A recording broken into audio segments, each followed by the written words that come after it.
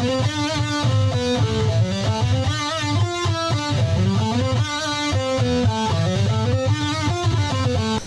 guys, what's going on? JTS here, and since we've all heard about the adpocalypse, I figured today I'd get into something that I'm going to term the information apocalypse. And what I mean by that is, first off, I'll define information. And this is something that I came across in this series, Cosmic Trigger 3 and 2, but if not for 1, I never would have read either of them. If you like Raw, if you like to laugh, you'll enjoy them. Check them out sometime. This is how information was defined in Cosmic Trigger 3. In modern mathematics, information content has a precise numerical value, based on the reverse of the probability that you can predict it in advance. Thus, an astrology column has virtually no information, a great poem has high information, and the ravings of an acute schizophrenic have such enormous information that nobody can predict them or make use of them. And so there's a very clear definition of what exactly I mean when I'm saying information. I don't necessarily mean something that agrees with my worldview, I just mean literal data, something that's non-random. Here's another quote from Cosmic Trigger 3. Again, check it out sometime. Check out the whole series. Check out Ra. Check out Illuminatus. Check out Prometheus Rising. You'll love him. He's great. According to statistics by French economist Georges Anderla, if we count all information bits acquired by humanity by 1 CE, 3112 of this cycle on the Mayan calendar, and consider this mountain of information as 1 unit, then information doubled to 2 units by 1500 CE, 5500 AL, and the center of power and knowledge had shifted from Rome northward to the banks and universities of Florence and a few similar city-states. This unleashed the first 2 Protestant revolutions, 1517 and 1534, and demolished the authority of Rome over the Occident. The next doubling, reaching 4 units, happened by 1750 CE, 2934 YC, and power and knowledge had centered in the British Isles north and west of the previous hot center. This unleashed forces more radical than Protestantism, including free thought, democracy, socialism, feminism itself, anarchism, and industrialism. The next doubling, bringing us to 8 times the knowledge of the best educated Roman, occurred in 1900 CE, 29 EP, and power and information, in a more gigantic heap than ever, had moved west again and centered around New York and Boston. Information has doubled again by 1950 to 16 units, by 1960 to 32 units, by 1968 to 64 units, by 1973 to 128 units, and now appears to double every 18 months. And this was from 1995, this was written. The westward shift of power has followed the information revolution to California, Japan, and the emerging culture called the Pacific Rim. If you only knew Raw, I guess you probably saw the beginning of weeb culture. Industrialism, meanwhile, faded into the post-industrial information age. Most of the information superhighway runs at least occasionally through satellites in outer space, so the east-west trajectory has become an expanding omnidirectional halo carrying information into a unified field around Earth. Some see only the brutal, imperialistic side of this evolutionary vector. A few optimists, even today, see only the creative and beneficial side, e.g., the spread of Enlightenment ideas after 1750, the increase of lifespan from less than 30 years average to 75 years average in the same period, a few dozen horrible diseases vanquished, while the average living standard of ordinary working people in the most advanced nations now ranks higher than that of early kings. So that's what Ra had written in Cosmic Trigger 3. He addresses it a bit in 2. I can't remember if he mentions it in 1 or not. I don't think he does, but he might. It's a really, really good trilogy, really great stuff. Now, what does this figure look like today? Well, I looked that up, luckily just for us, and this seemed to be an okay result compared to what I had seen already, which was basically every year. It's not 18 months, it's every 12 months now, 22 years later. And it says your knowledge doubling every 12 months, soon to be every 12 hours. Buckminster Fuller created the knowledge doubling curve, blah blah blah, I just read that to you. For example, nanotechnology knowledge is doubling every 2 years and clinical knowledge every 18 months, but on average, human knowledge is doubling every 13 months. According to IBM, the build-out of the Internet of Things will lead to the doubling of knowledge every 12 hours. Now let that sink in. Let that sink in. It took hundreds, thousands of years just to develop that amount of knowledge in Rome. It took a very long time to get that single block of information, that presentation of recorded human knowledge.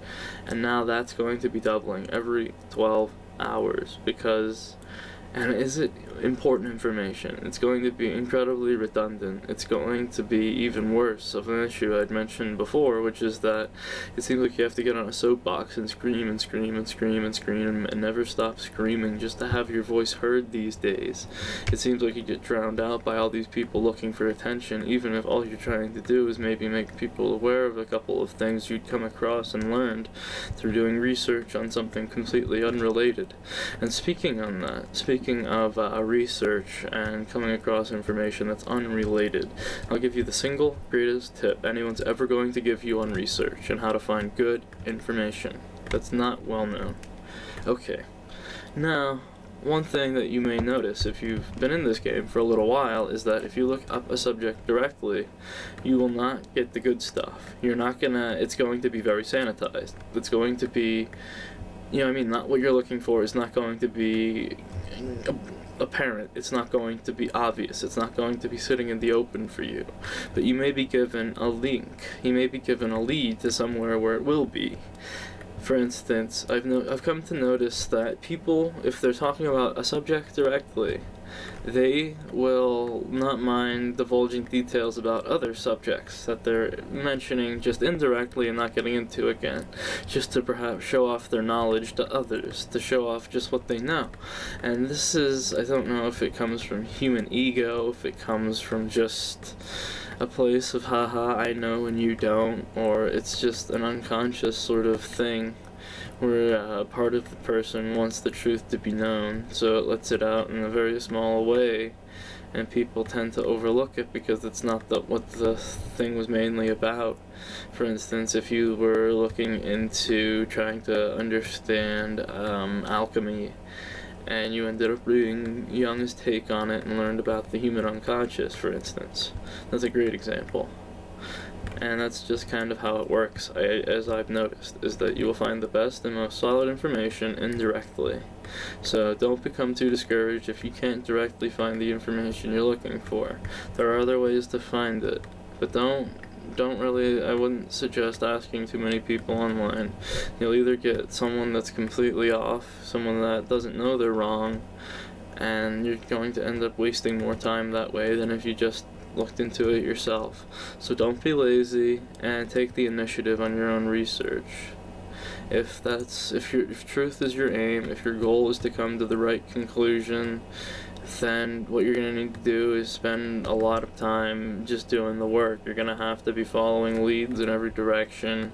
For example, me reading Liber ABBA of Crowley and the references he gives. Like, for instance, when I first started getting into Crowley a few years ago, I would start picking up the books that he referenced highly and mentioned as being a big deal. And that's how I started collecting the library that I have now. I've always had a pretty large collection of PDFs. I'm not exactly sure how big right now, probably not appropriate to mention regardless, but, well, that's just really, I think, how you learn. You'll find out a lot of good sources that way, especially if you can find first editions of older texts.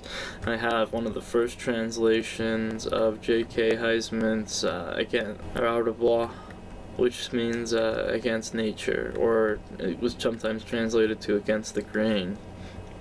And there were some books in it that he referenced that I couldn't even find even a decade ago when I looked them up online. So I don't know if they're just scrubbed, but I imagine they were either real or a good fictionalized example, but the way they were mentioned didn't seem like they were fictionalized, if you know what I mean. I think here is what the biggest issue that we're encountering today is, in the Roman age, when they had first come up with that first unit of information, it was a relatively difficult feat And that's realistically why I think it took so long for it to really double. It took a while to record it. There wasn't exactly an easy way to store it. As today, it's not like we had these magical rectangles that we put in our, like, that we take with us everywhere. We can do all these magical feats. If we took your modern cell phone back to people a couple hundred years ago, or even 100 years ago, they'd call you a sorcerer and freak the fuck out. You know what I mean? Yesterday's magic is today's normalcy, and that's what I think we're going to continue to keep seeing. But in this regard to information, it seems as though it can't continue forever. It's going to keep getting harder and harder to come about legitimate information until everyone's just swimming in nonsensical drivel, or there's some extreme censorship where only a very, very, very tiny bit of all information recorded is accessible. And I think that's where we're already coming, where we have search engine algorithms deciding just the way that results are brought up for certain keywords, whether or not certain results are even going to be shown, because maybe they say something you prefer they didn't, or they link to something that's bad, or you think is evil and terrible, and blah blah blah. It's just, I'm sick of all this moralistic bullshit, of all these shaming tactics.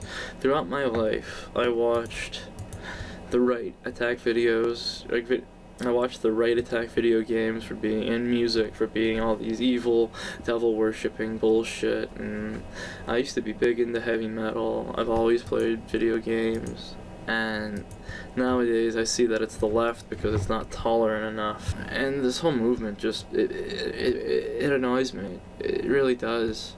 I don't feel as though I need to brandish my disability or anything in people's faces. In fact, I prefer not to get special treatment for it. So, realistically, it's so easy to record information at this point and send it out there and make copies of it that I think redundancy is going to become an incredibly difficult thing to deal with. You'll have one piece of information that's backed up in millions of places.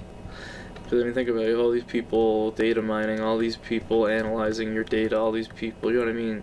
It's not just the sites you're putting it on that will analyze the data that you put into it. It's every site that gets information sold to it about you. It's every site that finds some way to worm its way into getting that information about you, either directly or indirectly somehow. And it's just going to keep becoming redundant until we have all of this personal information about people online, where you'll just be able to, I mean, think about it, you have people that put their entire child's life from the moment they're born, like from the moment they're conceived to the moment they're born to the moment they die, will be archived. And it creeps me out so badly. Maybe I'm a little paranoid, maybe I'm a little, you know what I mean, maybe cynical. But I don't trust it. I don't think it's a good idea to give anyone that sort of power. I don't think it makes any sense. I don't think there's any benefit to someone being able to know your entire life from the moment you're born to the moment you die, other than for them. It doesn't help you. All it's going to ensure is that you're more easily controlled. They'll know every detail about you and be able to manipulate you all the better. And it's sickening to me. It's really, really sickening what that kind of information would allow people to do. With the kind of information that people put out there without ever even realizing. And that's what kind of scares me about the internet as well, is the internet seems to be a gigantic force in creating these fringe communities that are just off their rockers, out of their minds, and use each other just to essentially reinforce these bonkers ideas that no one else would ever, you know what I mean, agree with or encourage. And it seems to happen more and more every day, where these different communities start to form, and it's like, hey, we're not doing enough for social justice, so what do you want to do about it? What, you want to dress up in black and set a trash can on fire? It seems as though there have been two big divisions, two big D&Cs that have been done, and realistically you have these two groups that appear to be controlled opposition that are fighting each other like sock puppets. Everyone that had true value was fractured out of the movement, and then they just ended up completely controlling the way in which they went forward. And now you have this huge, like, Antifa versus the alt-right, and it's just, I can't help but see two sock puppets butting heads. I don't know what else I meant to see from this other than that. And a lot of this comes down to information. It does. Now, because there is so much information being created every day by everyone, everywhere, it needs to be filtered somehow. And these ideologically driven communities are one of the ways in which it becomes filtered, is people act as a filter system for each other, and they end up bringing just only what they want to see into essentially a hug box echo chamber, where only the same opinions are allowed to be heard, the same talking points are brought up ad nauseum, and nobody ever minds, and everyone loves to hear it every single time. They can't hear enough of it. Like the anti-social justice communities that still get off on hearing about Zoe Quinn and Anita Sarkeesian. It's been years, and you're just codependent on them as they are on you. So can you guys just find a way to not be wasting everyone's time and contributing to this information problem? You disagree with each other. I solved the whole thing. There's no need to ever make a video on the subject ever again. Ever. We're all good, okay? It's been decided. And now it's going to become just as bad with the whole bash the fash, punch a Nazi. Like, now we have to punch all Nazis in the face, and now it's just going to keep going with these two, like I said, sock puppets. It feels like a controlled opposition on both sides just going to town, and I think it's meant as a large distraction. From what? I don't know. I could speculate, we can all speculate, but it's very clear that there's something that they don't want us to be paying attention to. This all keeps going off more and more every single day. What more can we really do except for keep trying to get good information out there, keep trying to address these filtering issues? And that's the true issue we're going to see moving forward here with the internet, is just how information is filtered. What information is considered valuable enough to actually reach people? What is considered fake news? What is considered spam?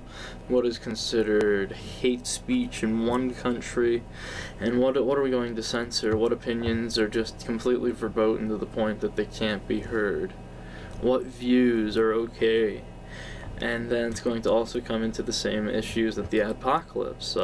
What can I say that will actually be advertiser friendly, that someone will want to invest in my brand? Because that's what everyone is these days, I guess. Because people make a joke about how everyone's trying to start a brand, and I guess that's something I'd never really thought about when I'd gotten into this whole YouTube thing, was that I guess JTS was becoming a brand. And now there is a brand, there's a JTS brand, and I have to associate myself with other good brands and good standings, and I just think it's all garbage. I'm a human being. I don't want to feel as though I'm some sort of plastic thing just to sell myself to people. And I appreciate everyone that actually sits down and checks it out for a minute or two, even for the people that watch the whole way through and comment, and I love you guys. It means a lot that people actually have been so supportive lately. It's great. Like, it's just, I'm still completely blown away, and it's like a week later, so I need to get over it, I guess. I mean, think about how creepy this could be. You go in for a job interview, and they can search everything that you've ever done from the moment you were born on and decide whether or not you are right for the job. Be able to have people just look you up and find out everything from the moment you were born on, like before you ever even meet them or go out on a date or anything.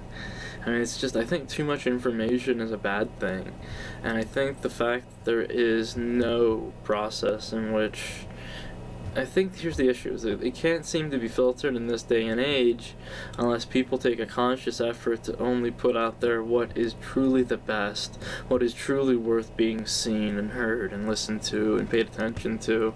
But that's never going to happen, because that's how everybody feels about every little thing about themselves. So that's never going to happen. So it seems as though the only other option is censorship. And that's what I hate. I hate that we've been reduced to having to trust people that we can't trust to censor information for us and put us into these unintentional hug boxes. If not for the fact that I spend so much time reading, that I feel as though I'm just completely, in some ways, parallel to this hug box of information that most people find themselves living in.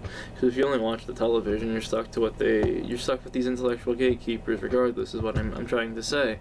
If you only watch TV, you're stuck with those gatekeepers. You only watch the internet, pay attention to different things on the internet, you're stuck with the intellectual gatekeepers that you're allowed to see wherever you are. And that's the issue, is how does one that has something worth saying, and I don't mean myself directly, I think sometimes I have something worth hearing, but I doubt that there's much I have actually out there right now on YouTube that the world really, like the whole world, needs to sit down and pay attention to for a few seconds. I'm hoping someday maybe I can create some content like that, but realistically, right now, maybe there's a couple minutes of content of mine that might be worthy of that, but not much else. And people need to stop feeling as though everything they've ever done is that great, is that worthy. Maybe if we could create a culture more of putting out what's important than putting out like every single detail about yourself. That's probably another thing that needs to be addressed, is how forthcoming people are about personal information. Because now you have people giving it to all these different scam sites. You can fill out a survey of personal information and get like $5 in gift cards for something, and people do it all day, every day. It's just gonna keep piling up. This information problem is not going away. It's gonna keep going up and up and up and up and up and up and up until we address it. Yes, I've started doing that in my own way for years, which has just been to collect. My view was, why not have a lot of something good? Why not have quality and quantity? So that's why I try to collect the best of the best when it comes to books and music and video games, and not always what others consider the best, what I consider to be the best, but both at the same time, because there's a lot of alignment in that.